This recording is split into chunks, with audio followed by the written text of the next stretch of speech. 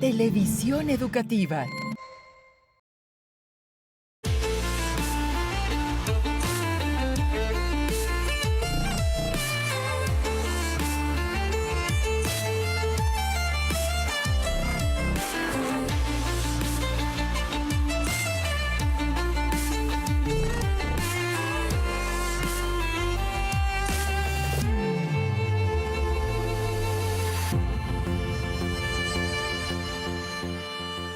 Fría, güera, morena, negra, caguama, chela, son algunas de las formas como los mexicanos nombran a una de sus bebidas favoritas, la cerveza. No en balde, México está entre los primeros 4 países productores de cerveza y el primer exportador mundial de esta bebida a Estados Unidos, Chile, Canadá y Reino Unido. Bajo la espuma, Misterios de la Cerveza, es la exposición que aquí, en el Museo Interactivo de Economía, nos permite conocer la historia, cultura y empresas mexicanas de gran tradición cervecera. Y es que la cerveza llegó a México desde la colonia, pero no fue, sino hasta después de la Revolución, cuando se hizo del consumo popular. Por eso, un mexicano que se respete entiende las frases como "saca las Kawasakis" o "vamos por las muertas, que este velorio está triste", que no son sino variantes para invitar una cerveza a un familiar o a un amigo. En Cuenta Conmigo conoceremos de la cerveza mexicana y también tendremos los comentarios de nuestros amigos en Novedad de la Patria. Bajo la espuma, Misterios de la Cerveza es una exposición que permite a través de módulos interactivos descubrir los ingredientes y el proceso de elaboración de la cerveza, desde la selección de cereales, pasando por la filtración, fermentación y maduración, hasta la comercialización. Lo interesante de la muestra que se presenta en el Museo Interactivo de Economía es que por ser interactiva es también una experiencia divertida. Puedes además tomar el taller Viste de etiqueta a tu cerveza, un espacio en el que, dependiendo de tu imaginación, diseñarás la etiqueta que recubra tu propia cerveza.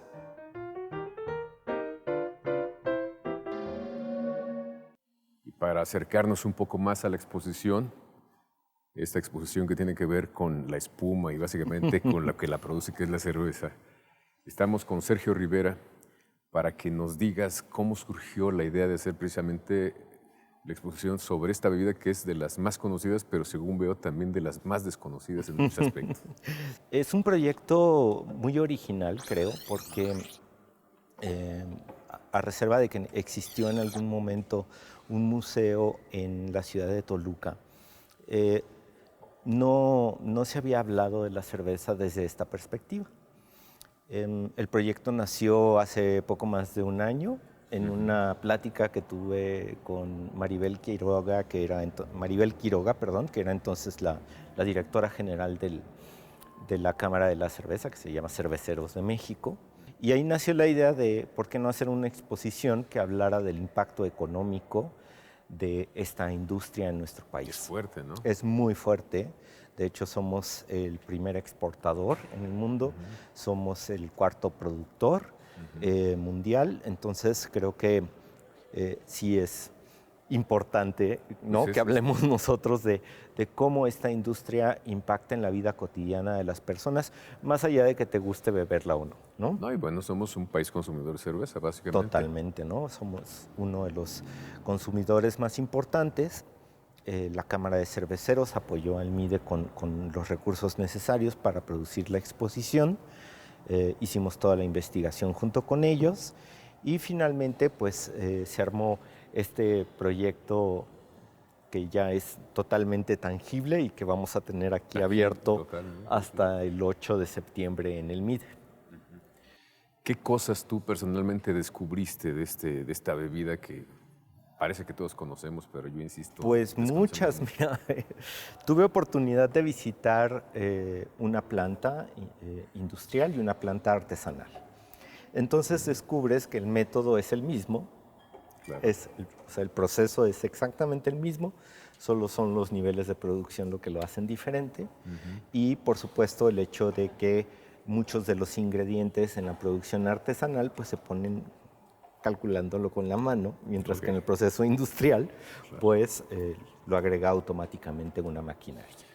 ¿Cómo esto se va conectando con la vida de las personas Sí. desde mucho antes que la cerveza sea una cerveza, ¿no? Desde el sembrado, por ejemplo, de la cebada, justamente el cosechar el lúpulo. Entonces ahí hay personas que están involucradas y eso es de lo que te habla esta exposición. Claro. Y cómo llega a la fábrica, sea artesanal o sea industrial, y finalmente pues llega a tus manos, ¿no? Cuando tú la consumes, la compras. Y en todo ese proceso pues hay personas, y eso es algo que le gusta mucho al MIDE, ¿no? En la vida, en las pequeñas cosas de la vida cotidiana hay economía. En las pequeñas cosas de la vida cotidiana está el proceso de una de las industrias más pujantes y más importantes que tiene nuestro país. Pero fíjate, dices algo muy interesante. Generalmente hay muchas mercancías que se producen, pero, digamos, se hacen de manera industrial y se llegan a distribuir, digamos, en pequeñas tiendas, etcétera, Ajá. por mucha gente, digamos. Sí, sí, sí, el pequeños sistema de empresarios. distribución. Pero en el caso de la cerveza, hay muchos pequeños productores, o sea, Sí. familias que deciden hacer de la producción de cerveza artesanal su economía, su motor económico. Totalmente. Fíjate que conocimos a Luis, que es de una cervecería que está en la colonia Romita, que además esa es otra parte súper interesante de esta industria. Hay de Coyoacán, de la Roma, Sí. de la Romita. El chavo es ingeniero industrial y de pronto un día había un programa de cómo se hacía una cerveza. Dijo, ay, pues voy a tratar, ¿no? Y empezó a experimentar, y, fue perfeccionando la técnica, después se unió con otra persona y buscaron un lugar. Por alguna razón dieron con esta casa en la Romita, que la señora propietaria no quería rentarla porque pues, la habían destruido, en fin. Y cuando le dijeron que iban a poner esta fábrica, la señora se emocionó.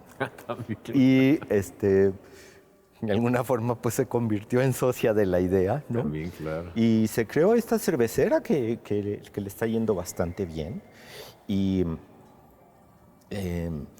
ahora que hablábamos con ellos para lo de la exposición, nos comentaban pues toda esta historia de cómo finalmente algo que nació como una curiosidad, como una motivación totalmente personal, interna, un reto, ¿no? Personal, Claro. Se convirtió al final en toda una empresa que ya llega a distintos puntos, no solamente de la Ciudad de México, sino del interior del país.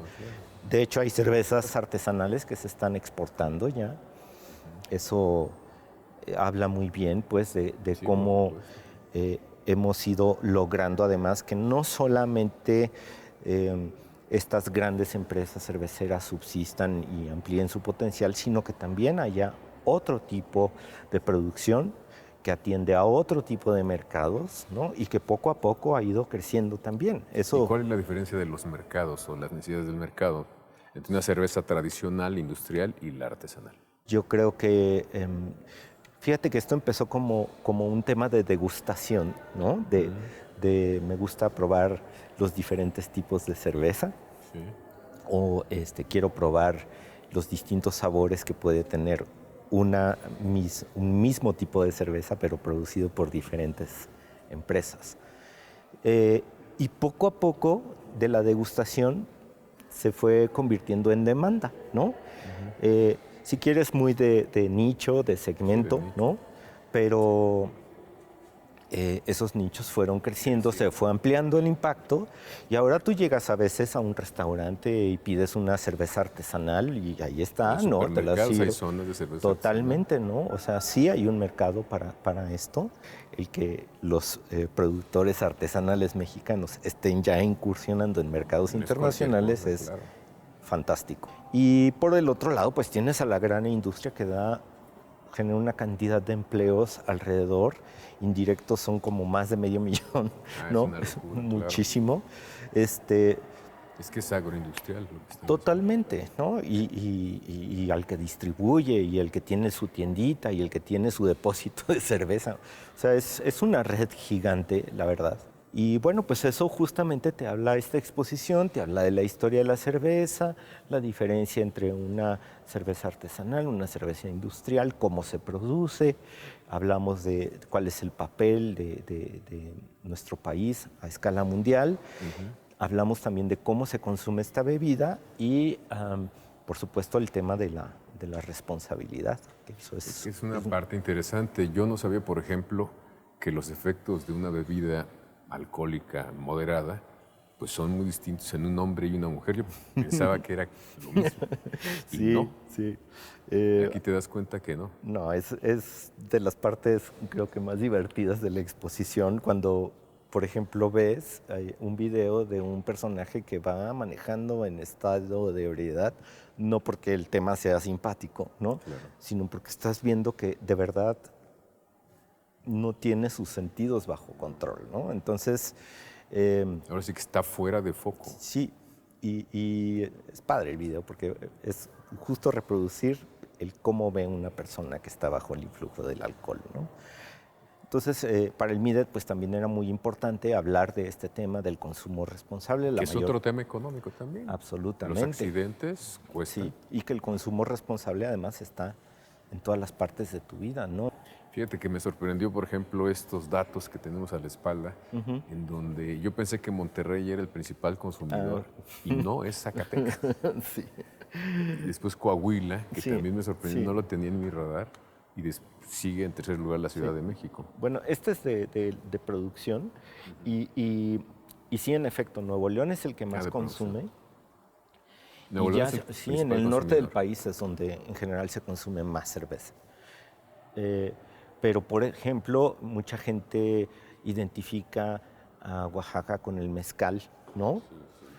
Y la verdad es que produce el 10.8 de la No es producción cualquier cosa. del país, ¿no? Está en el quinto lugar nacional, es muy sorprendente. Y así te vas a ir topando con datos muy interesantes a lo largo de esta exposición. Y hay pequeños talleres. Sí, tenemos un taller para que diseñes una etiqueta para tu cerveza, Si te quieres lanzar al mundo artesanal de la cerveza. totalmente, o del diseño de etiquetas, que eso también le está gustando mucho a ese mercado, ¿no?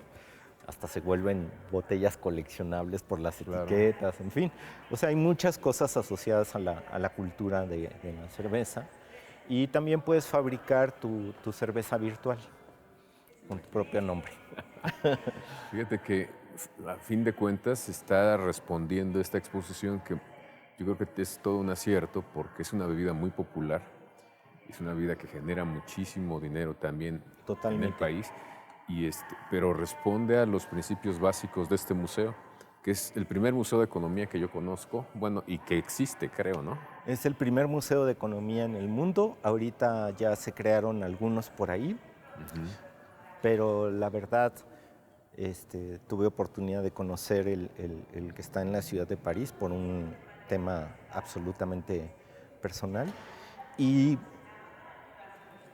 me sigue gustando más el MIDE, la verdad. Bueno, pues empezó aquí todo.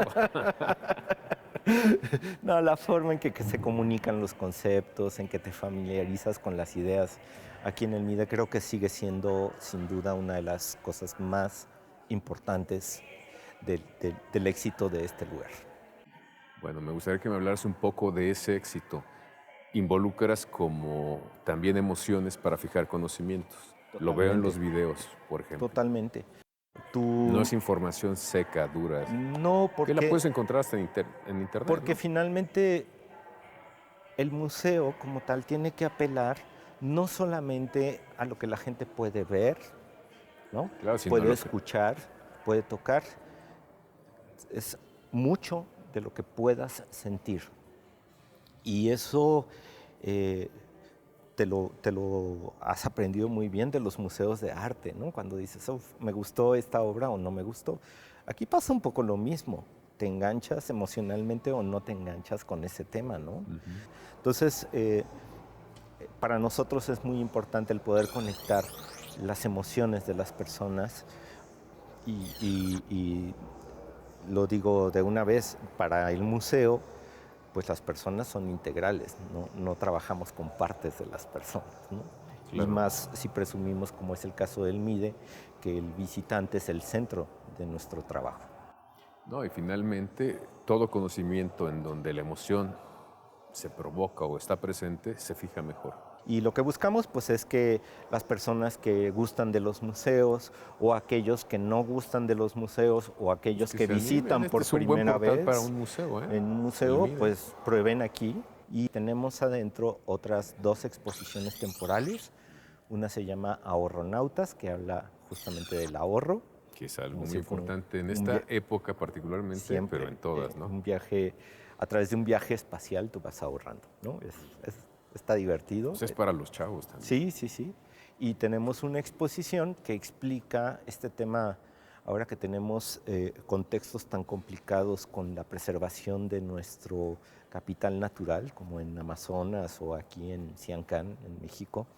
eh, Tenemos una exposición sobre biodiversidad y economía, que justamente te permite comprender el por qué ese capital natural es tan importante para el ser humano. El museo está siempre pendiente de lo que está pasando en el mundo. Esa es una preocupación permanente, y sea a través de una plática, a través de una exposición, a través de una Son actividad, temas pertinentes que siempre están estamos en la tratando, mesa, digamos. sí, totalmente, ¿no? Tú recordarás, en el año 2012 abrimos nuestra sala de desarrollo sustentable, de desarrollo sostenible, que vamos a rediseñar ya Estupendo. próximamente. Eh, y el tema en ese momento, pues estaba en las noticias y tal. Ahorita todo tiene que ver con eso, Todo, todo. ¿no? Y fuimos de los primeros en mostrar a nivel museográfico que el desarrollo sostenible es un tema muy complejo que nos tiene que involucrar a todas las personas. Este es un museo privado, es un museo público. Es un, No es muse- público, todos los museos son públicos. es un espacio público, Es un en espacio efecto. público. Aquí puede entrar cualquier persona. Y es un museo privado en cuanto a su financiamiento. De hecho, el museo tiene un fondo que nos aporta el 20% de nuestro costo de operación anual. El 80 lo El consigue. 80% restante lo conseguimos nosotros con nuestro trabajo, con el apoyo de nuestros visitantes, de nuestros patrocinadores. Es un espacio que además pues, genera fuentes de empleo para muchas personas. Esto es una empresa como cualquier otra, es una empresa cultural, ¿no? Sin fines de lucro, y trabajamos también para generar desarrollo económico. Y a lo mejor eso no se ve del museo, ¿no? Los museos tienen que contratar carpinteros, electricistas, plomeros, pero también diseñadores, museógrafos, curadores. Es toda una cadena también compleja, pues como lo es la de la cerveza, a lo mejor no tan compleja y sofisticada, pero es también una cadena compleja de vínculos económicos entre las personas. ¿Hay algún apoyo de parte del gobierno, de la Secretaría de Cultura, de Educación?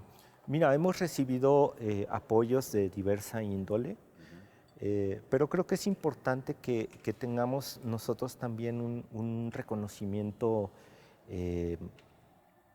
a otra escala, ¿no? A ver, danos un ejemplo, háblanos de algo concreto. Sí, por ejemplo, si tú estudias la ley, pues estamos en la Ley General de Monumentos Históricos, por ejemplo. Estamos en la Ley General de Bellas Artes y del INAH y demás. Pero no hay una como legislación particular para los museos, y menos para los museos que somos privados, ¿no? Y yo creo que es importante, es un tema que debiéramos sentarnos a discutir, porque finalmente somos organizaciones un poco diferentes, ¿no? No lucrativas. No lucrativas, que aportamos a la educación, que hacemos un trabajo, creo, muy importante para formar ciudadanía, para ser personas mejores. Pero en términos gubernamentales, supongo que tienen algunas facilidades, por ejemplo, fiscales o algo así. Sí, pues nosotros gestionamos normalmente estos apoyos que brindan sobre todo el gobierno local y en el ámbito federal, por ejemplo, el caso del MIDE es donataria autorizada. Eso quiere decir que nosotros podemos recibir donativos y expedir un recibo de donativo en donde una empresa puede deducir un cierto monto de su operación anual. Es pequeño realmente, ¿no? de su carga fiscal. Esos son como los esquemas bajo los cuales operamos.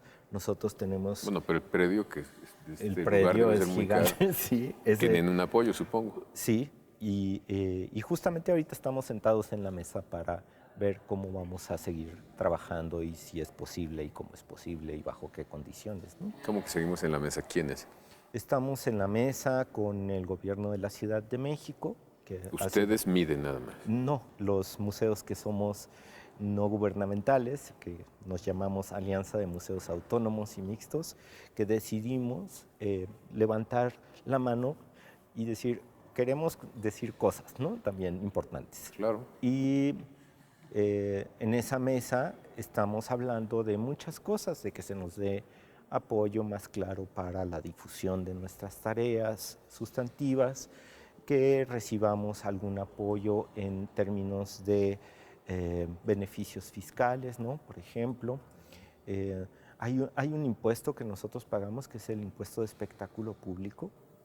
A ver, ¿qué es eso? Al gobierno de la ciudad. Espectáculo público. Ajá. Todas las empresas que atraen a públicos, ¿no? ¿Es un concierto de rock? Un concierto de rock, por ejemplo.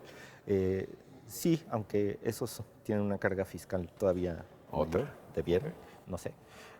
Pero se paga ese impuesto. Y a nosotros nos dan una reducción.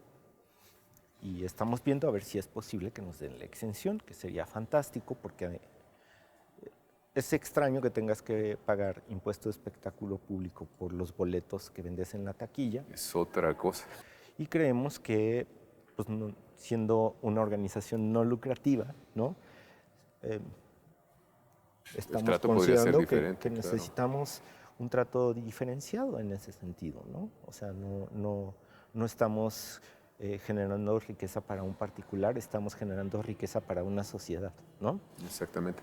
¿Qué otras exposiciones tienen en puerta? ¿Qué viene? Bueno, viene una exposición... Ya nos dijiste del mundo sustentable. Sí. Tenemos también una sección que habla de las finanzas públicas y finanzas personales, y ese también le vamos a dar un pequeño giro. Y vamos a tener una exposición sobre monedas antiguas próximamente. No te quiero contar mucho más. Y bueno, pues ahorita puedes visitar aquí todas nuestras salas permanentes. Tenemos un área que se llama A Peso el Kilo, que habla de la historia del poder adquisitivo en México. Es un concepto un poco abstracto, pero básicamente se trata de descubrir qué podías comprar con qué y cómo fue evolucionando todo esto y cómo pasó en nuestra historia las crisis económicas, que bueno, pues en el mundo actual es un tema, ¿no? O sea, la en crisis el mundo, global, exactamente. No solamente en nuestro país. Y cosas así, pues, que vas viendo porque está acompañada de objetos de cada época. Y eso es padre porque vas contextualizando. Pues ese otro mundo o esos otros mundos que nos han llevado a este. La vida cotidiana y qué consumía la gente y cómo era la moneda en esa época y cuáles eran las unidades de medida. Es una exposición también muy interesante por ese lado, que te permite conectarte con el pasado de otra forma.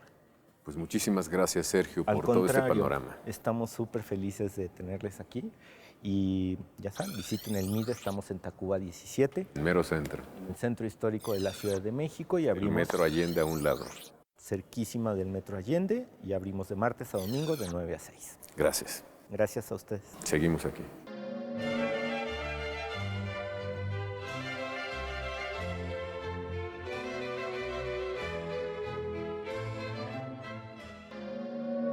Ahora los invito a que escuchemos La Novedad de la Patria con el escritor, nuestro amigo Carlos Sánchez. Y es así que la creación toma su cauce. Esta es la historia de un montaje a partir de un derrame tóxico. Acompáñenos. Sucedió en 2014. El derrame de tóxicos de la minera Buenavista de Cobre, de Germán Larrea, contaminaron el río Sonora.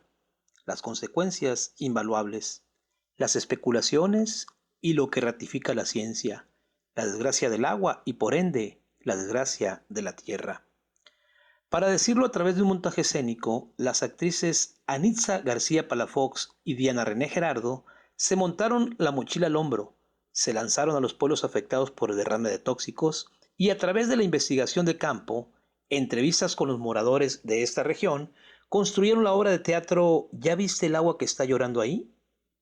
Al más puro estilo del teatro documental, donde las actrices no dejan de ser ellas, donde también sus emociones y conclusiones son parte del guión. El cuerpo que también expresa y reacciona ante tanta indolencia, ante tanta desgracia por lo que sucede a la vera del río, por lo que los protagonistas de esta devastación les han contado. Debe ser la edad de las actrices, puede que sea el resultado de su mirada jovial, la energía constante a partir de la pasión por el oficio. El montaje tiene ese look despreocupado, paradójicamente desgarrador. Porque hay baile, la música regional, porque está la cultura culinaria, el olor a ajo, el sabor del chiltepín, las tortillas de harina hechas con leche de clavel. Porque la desgracia no es menor cuando a un hijo se le contamina la existencia con los metales pesados que la mina fecundó en el río. Magistral manera en que las actrices nos llevan de la mano hacia las locaciones de esos pueblos del río Sonora, el lenguaje coloquial, el contenido de las anécdotas, la desazón sutil que se dice en el torbellino de una carcajada. La tragedia una y otra vez, porque la contaminación se tragó la tierra, porque el agua está allí como un consumo vital que se vuelve en contra. Y, si algo tiene de sobra ese trabajo, por demás humano, es el compromiso para con el otro, la capacidad de beber del mismo vaso. En la cámara y edición, Frankie West. Soy Carlos Sánchez. Con permiso. Llegamos al final de Cuenta Conmigo, les agradecemos su atención, los esperamos todos los jueves a las 8 de la noche y también les recuerdo que para leer no se necesitan muchas cosas.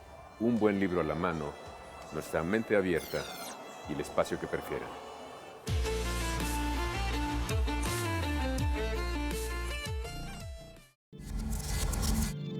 Televisión educativa.